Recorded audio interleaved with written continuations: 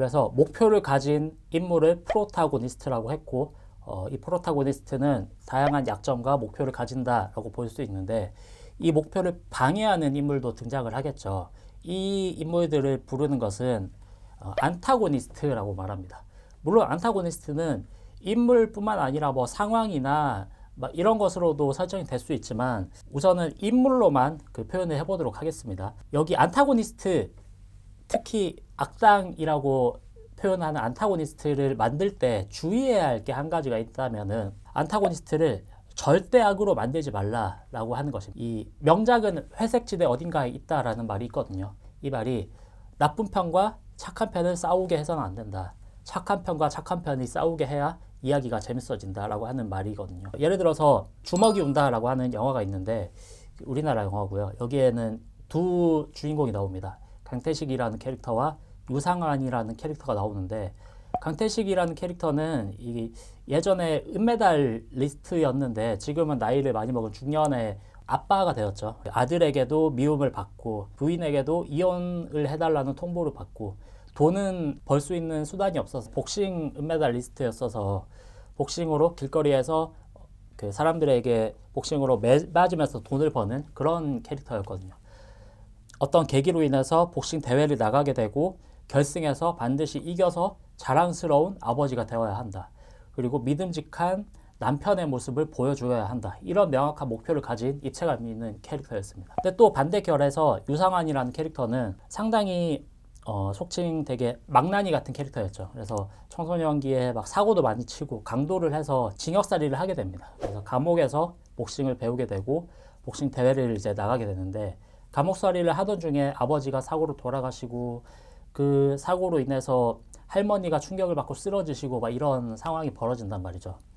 이 상황에서 이제 이 캐릭터가 마음을 고쳐먹고 할머니가 돌아가시기 전에 마지막으로 대회에 우승해서 자랑스러운 손자의 모습을 보여주겠다 이런 목표를 가지고 대회를 나가게 된단 말이죠. 그래서 이 둘이 결승에서 만나게 되니까 사실 이야기가 관객들 입장에서는 누구를 응원을 해야 되는가 이렇게 막 복합적인 심정으로 몰입을 해서 보게 된다는 것이죠.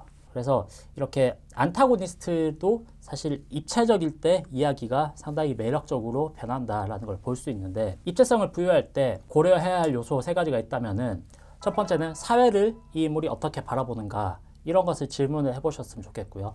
두 번째는 이 안타고니스트가 어떤 가치를 지키려고 하는 것인가 이것도 한번 질문을 해보셨으면 좋겠습니다. 그리고 세 번째로는 반복적으로 내뱉는 말이 있는가 여기에서도 이 인물의 어떤 사상이나 생각 같은 것들을 엿볼 수 있거든요. 타노스 같은 경우에는 모든 생명체를 반으로 줄이는 것 이것이 어떤 그 사람의 유행어이기도 하면서 그 사람의 사상, 공동체주의적인 사상을 엿볼 수 있는 반복적으로 내뱉는 말 중에 하나가 되었었죠. 그리고 이렇게 안타고니스트에게 입체감을 부여를 했다면 프로타고니스트, 주인공에게도 당연히 입체감을 부여를 해야겠죠. 그래서 캐릭터에 입체감을 부여하는 방법을 한번 살펴보자면요. 내가 만든 캐릭터는 사실은 내 자식이나 다름이 없지만 사실 우리가 부모나 자식 간에 너무 잘 알고 끈끈한 이런 부모 자식은 많이 없지 않습니까? 오히려 부모 자식 가까운 사이일수록 되게 대화를 더 많이 하고 더 많은 시간을 가져야 한다고 이렇게 다들 알고 있는데 이거는 작가가 만든 캐릭터와 작가 간에도 마찬가지라고 생각을 하거든요.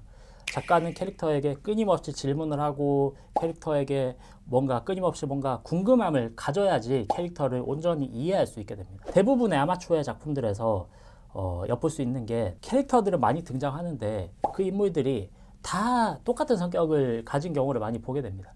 그게 작가 자신이 투영되기 때문에 그런 건데 이런 것을 피하기 위해서 사실 본격적인 작품을 시작하기 전에 기획 단계, 캐릭터 미장센 단계에서 캐릭터에게 많은 질문을 하는 것이 정말 중요합니다. 예를 들어서 질문을 할 때도 그냥 아무 질문 같은 것을 하지 마시고 조금 구체적인 상황을 설정을 해서 질문을 해보시는 게 좋은데요. 내가 되게 이 캐릭터와 친한 친구가 되었다라고 가정을 하고 구체적인 상황을 제시를 해보는 게 좋겠죠. 예를 들어서 내일 지구가 멸망을 한다면 오늘 마지막 만찬으로 무엇을 먹을 것인가 이런 질문을 한다고 가정을 해보자면은 그 캐릭터의 입장에서 내가 먹고 싶은 게 아니라 이 캐릭터의 입장을 고려를 해서 작가가 스스로 또 캐릭터 입장에서 막 답변을 해볼 수도 있겠죠.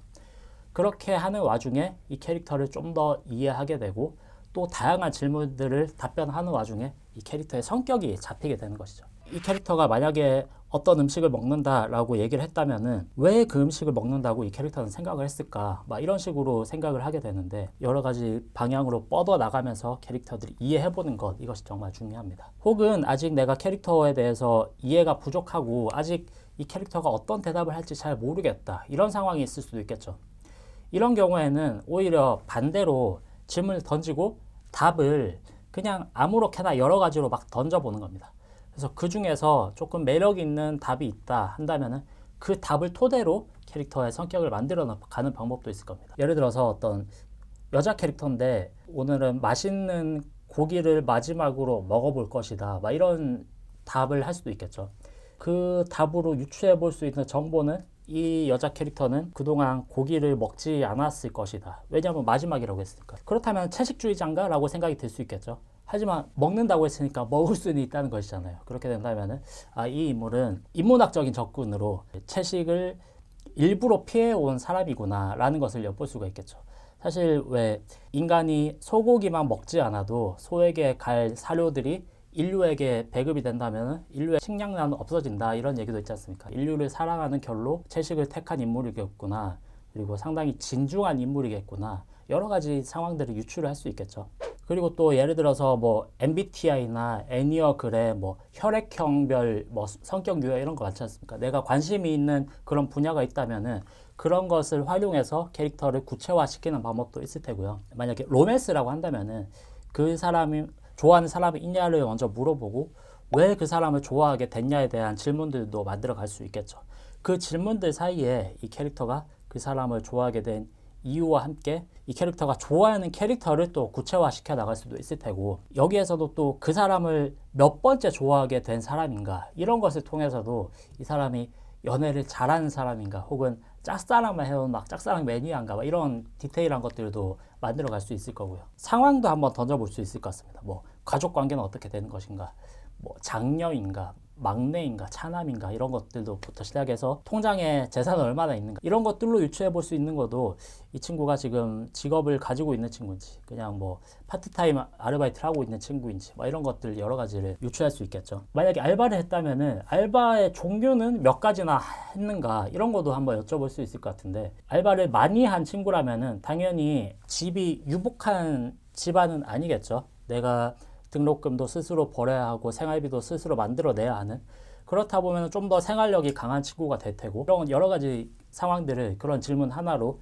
유추를 할 수 있을 겁니다. 또 근본적인 재미를 위해서는 이런 것도 여쭤볼 수 있을 것 같아요. 캐릭터에게 당신이 남자로 등장하는 게 재밌을 것인가, 혹은 여자로 등장하는 게 재밌을 것인가, 이런 것도 캐릭터에게 질문을 던질 수 있을 것 같은데, 구체적인 상황을 줘서 예를 들어서 이 이야기의 메인 키워드는 달리기인데 너가 여자 달리기 선수인 게 작품에서 신나게 놀 수 있겠냐, 남자 달리기 선수인 게 신나게 놀 수 있겠냐, 이런 것도 물어볼 수가 있겠죠. 사실 이런 다양한 어떤 창작물을 대할 때 가장 중요한 것은 그 작가만의 틀을 깨는 사고에 달려 있다고 생각을 하거든요. 그래서 사실 사고를 유연하게 가질 것이 정말 중요하다라고 생각을 하고요.